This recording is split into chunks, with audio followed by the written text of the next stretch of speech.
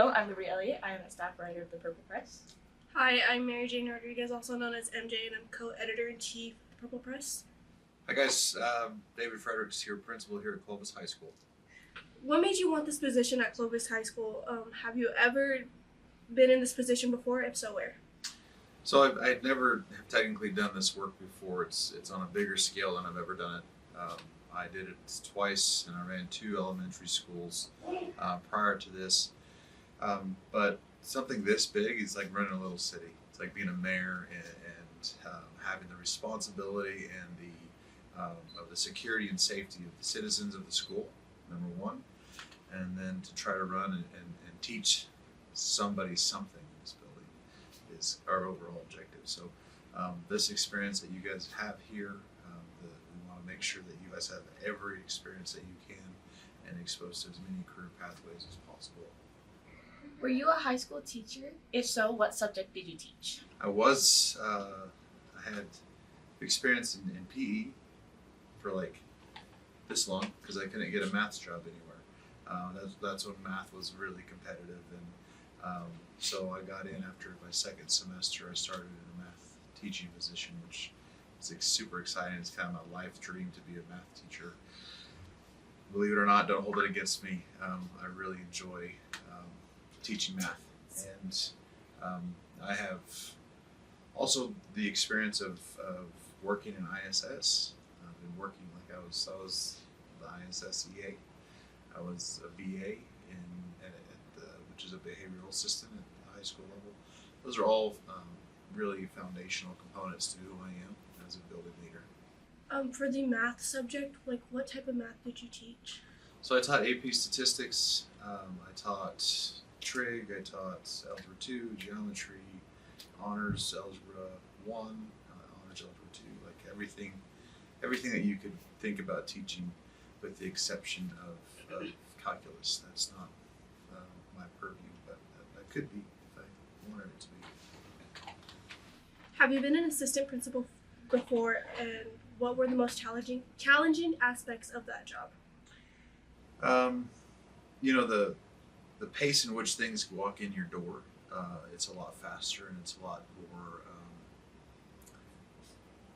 more urgent than something that I deal with here. So staggering and scheduling my day, I always had to leave these chunks like right after lunch, and at this time where I knew that I needed to be available to make sure that people could see me. Like I had to schedule building days where I was out in the building, and just things like that made sure that I wasn't just stuck in that box all day long, because if there's work to do, you're going to find it. You got to get out and do a little preventative maintenance. So it's one thing I've encouraged my team to do, is try to be out more as much as they can, and it's a different world now. They don't have the job I did 4 years ago is not the same job as it is now. It's changed so much for them and the expectations, and also to make sure that they have any of the supports necessary to them immediately. There's a lot more. Everybody went digital, so all the supports are a Google form, or they just get inundated with the information and the procedures and the steps and how to do things, and I don't know that I've done very well in that world. Where did you go to high school, and if any, what activities did you participate in? Yeah, I went to Piedra Vista High School in Farmington, New Mexico. I participated in football, wrestling, and track when I was there. I auditioned for choir because of a girl. Didn't work out. But those are the activities that I did try to and excelled at for the most part. How did you end up in Clovis? So my wife and I we're from New Mexico. We're New Mexicans. We left New Mexico not at the same time and not together, but we met along the way in Colorado, and then followed her to Utah, and we were just kind of homesick and really wanted to come back and contribute to the state as much as we could. So we knew that we were done with exploring the world, and we were ready to come home. So this was going to be a nice place to launch from. she was the career professional and I was just the sidekick at that point in our lives. And she had a big job in Roswell, and we moved to Roswell, and that's where we set our roots up. And then we moved to Clovis, and her parents are from here. And in the interim, during that whole time when we were exploring, her parents moved here, and this became our base camp. What do you think are the most important qualities of being a principal? There are a couple that come to mind. Really, it's a matter of operating with integrity. You know, you are only as good as your word, and if you have nothing to say, don't say anything. Don't extend yourself beyond your scope of influence. Be conservative. Don't overcommit to things. Those are really true to who I am as a person. I want to make sure that I'm never going to say something that can't happen. Those types of promises ended up building more resentment than anything else. So as a leadership strategy, that's one of my things is I under promise and over provide, I guess, as much as I can, as many situations as I can. But really it's going to come down to how you treat people.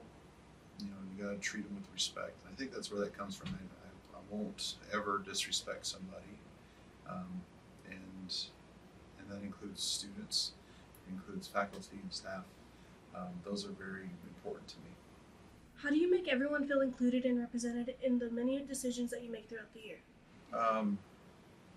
Man, as far as being included, my goal for this is to make sure that everybody has a time or a moment in high school, right? Like there are these little moments in high school that I remember vividly, and it wasn't because I was having a great experience. It wasn't because but it was like a coach that came up and said, "Hey, you really need to get back on the team.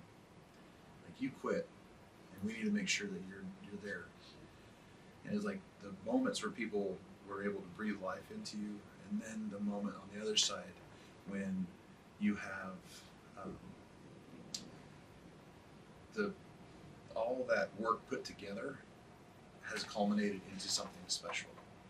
You know, so I have that moment in the kitchen or the cafeteria with my coach, Mr. Knoll, and then I have 2 years later where I was signing a letter of intent to go play football. Like those are the two culminating moments for me, and I wanted to make sure everybody has access to that, included in that conversation, not necessarily to that scale or that scope or even in that category, but I want you guys to have a reason to exist here, and I want you guys to find that light while you're at school, and to be able to figure out who you really are here. So inclusion for me is, I want to make sure everybody's included. And I want to make sure I'm at every event. I want to make sure that I'm at everything that I can be, whether it's the choir, every choir event that there is, period, even on the tours, to the band, you know, going and competing at state.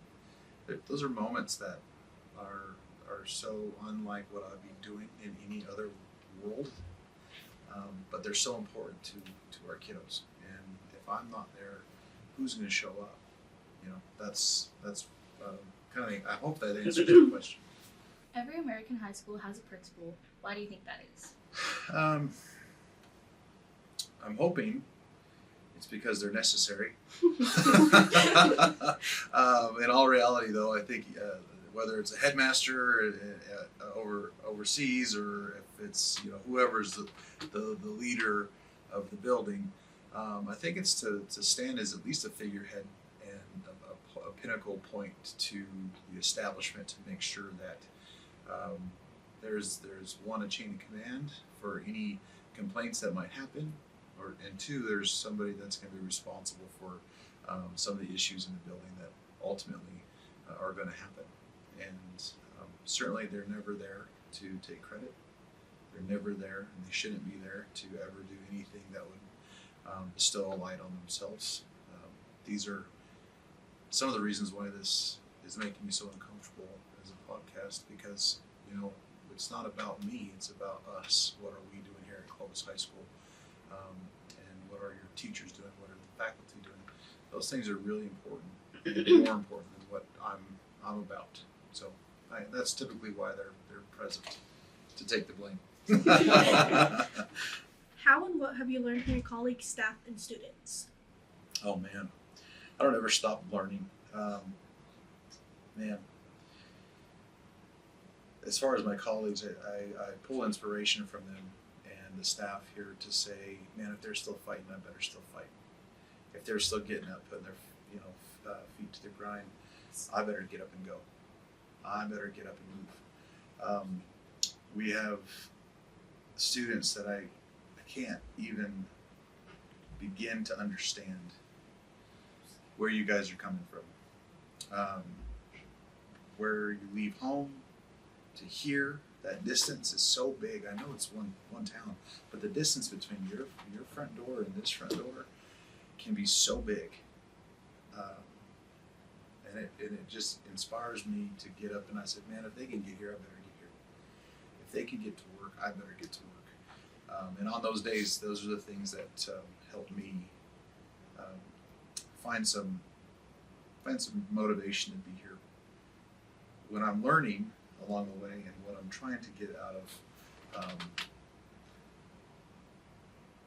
this stage in my life is what is the future of education? What does it really look like? So I'm at a point right now where we get to understand in new graduation requirements, we get some future focused initiatives, but I need to know, where does that take us? Where are we going? What does that future really look like? Because right now, it doesn't look like it did back in 2003 when I graduated. It looks like something that's completely messy. It doesn't look like what we would expect it to look like anymore. So what can we expect? What can we count on? That ambiguity, I want to set you guys up for a future that is concrete, that is something you can count on, that's something that will be there. And right now, I can't do that, so that's why I keep fighting. That's what I keep trying to learn and figure out. What is your current view on graduation requirements, and do you want to make any changes to them, and why?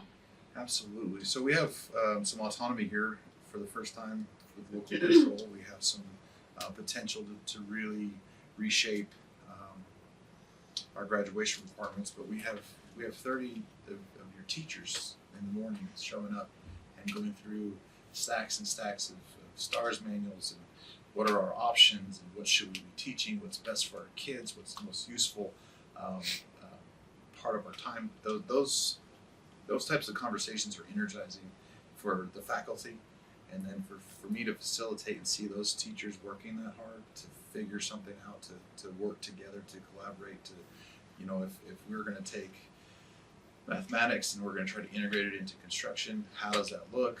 There's a lot of different ways for us to move forward, and it's just a really exciting time for us to set that foundation. We're going to make it as high quality as we can, so that we know where we can send you guys in the next 10 years. How do you handle students when they feel like giving up?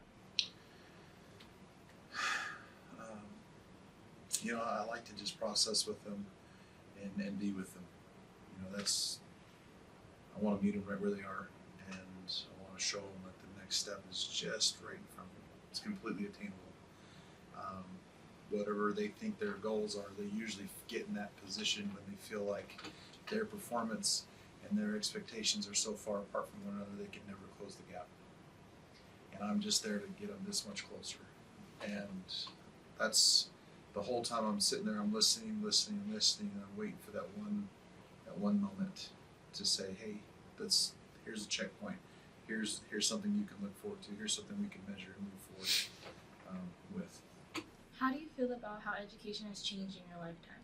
So education has changed in my lifetime quite a bit. We have worked on trying to get the instructional side tuned up, and then the next phase for us is going to be, how do we get our guidance office to give the support and the clarity to the pathways to you, the student, and the parent.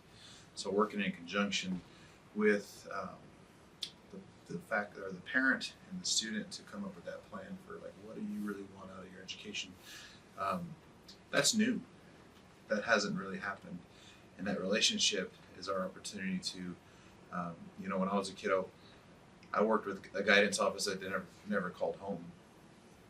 And they were coming up with my career choices for me, right? that was kind of the steering and the nudging, like, oh, we think this is going to be good for you, and you just did it. So I really want to impress on like how important it is to have that family connection, picking up the phone, answering those calls from guidance. Those calls are extremely important to help us in the next 2 to 3 years. We're drowning in information while starving for wisdom.